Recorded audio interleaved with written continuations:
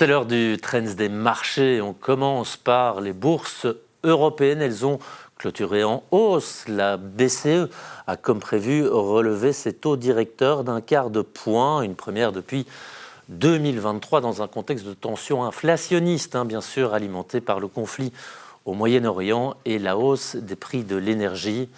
Sur Euronext Bruxelles, Aperam a repris des couleurs. Après une chute de 9% en une semaine, Énergie Vision s'est illustrée dans le sillage du relèvement de ses objectifs à moyen terme du côté des baisses. Sofina a fermé la marche au sein du BEL 20. Peyton Planard a nettement marqué le pas sur fond de prise de bénéfices après une hausse de 56% en 6 mois. Et on revient évidemment sur cette annonce de la Banque Centrale Européenne. Elle a décidé de relever ses taux de 25 points de base, on vient de le dire. Bonsoir Olivier Gaillardin. Olivier, cette décision, elle était largement anticipée, mais est-elle pour autant justifiée ?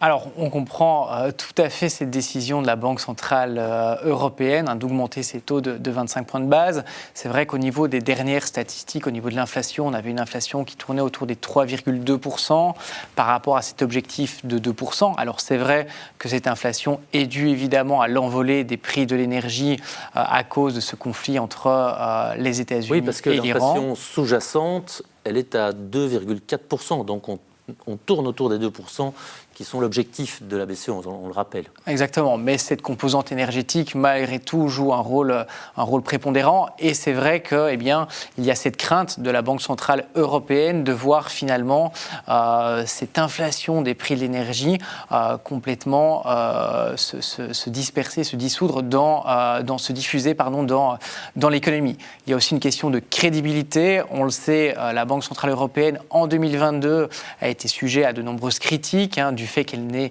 pas réagi suffisamment vite à cette inflation qui a complètement explosé du fait de la guerre entre la Russie et l'Ukraine. Et donc finalement, ils veulent montrer qu'ils sont suffisamment réactifs, quitte à revoir la copie dans les prochains mois.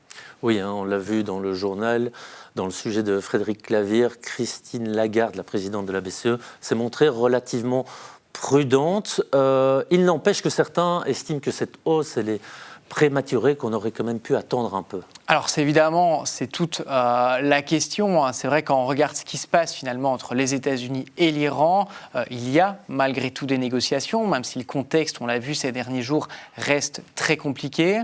L'autre élément, c'est la croissance en Europe. On le voit, la croissance à l'heure actuelle en Europe, elle est malgré tout assez faible. Des hausses de taux, ça indirectement ralentit la croissance. Donc c'est quelque chose malgré tout de négatif pour la croissance européenne. Et donc c'est effectivement des éléments à prendre en considération, surtout quand on se rappelle les erreurs de politique monétaire en 2011, où finalement la Banque Centrale Européenne avait augmenté ses taux pour finalement faire machine arrière parce que la crise de la dette en Europe s'était aggravée. Donc fondamentalement, une hausse de taux, ça ne va pas changer complètement la donne. Par contre, si on a une deuxième, voire une troisième hausse de taux, là, on risque d'avoir vraiment des impacts sur la croissance en Europe. Oui, donc ce sera step by step, on verra mois après mois. Pendant ce temps-là, les investisseurs, ils ont également les yeux tournés vers les États-Unis, alors peut-être pour la Coupe du Monde de football, mais certainement pour les chiffres de l'inflation qui sont véritablement inquiétants.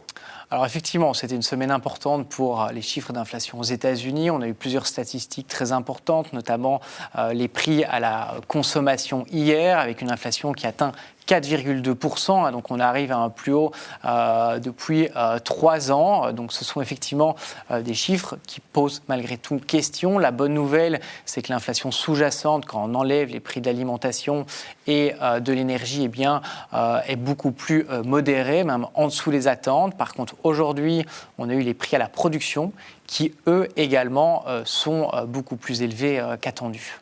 Alors, on l'a vu, la BCE, justement, a augmenté ses taux suite à cette inflation. Est-ce que la Réserve fédérale américaine pourrait imiter l'attitude de la BCE ? On sait que la Fed se réunit cette semaine, mardi, mercredi. Alors effectivement, la Fed se réunit la semaine prochaine. Ça sera la première réunion présidée par Kevin Warsh. Alors pour le moment, tout le monde s'attend à un statu quo, effectivement, au niveau de la Fed. Ce qui est particulièrement intéressant à analyser, c'est ce qui se passe au niveau du consommateur américain. Parce que c'est vrai que dans toutes ces statistiques, ce qu'on voit, c'est que finalement, le salaire réel de l'américain est en diminution, une diminution de 0,7% sur un an, ce qui est la diminution la plus importante depuis maintenant 3 ans. Et donc, ça peut, à un moment donné, impacter négativement la consommation aux États-Unis.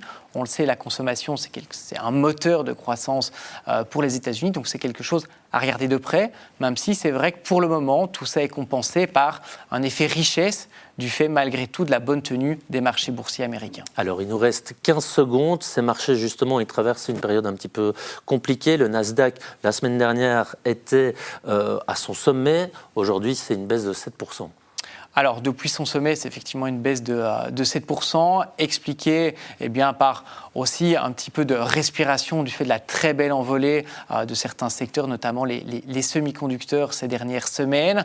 Certains résultats sont accueillis assez froidement, c'est le cas d'Oracle, qui a très bien publié, mais a revu à la hausse ses capex, ce qui inquiète les investisseurs. Et l'autre élément qui engendre un petit peu de volatilité, c'est évidemment l'introduction en bourse de SpaceX de demain. Et dont on parlera bien évidemment sur ZNews et dans le Trends des marchés. Merci Olivier. Avec et plaisir. Bonne soirée. Bonne soirée. Et voilà pour ce tour de l'actualité des marchés. Merci de nous suivre.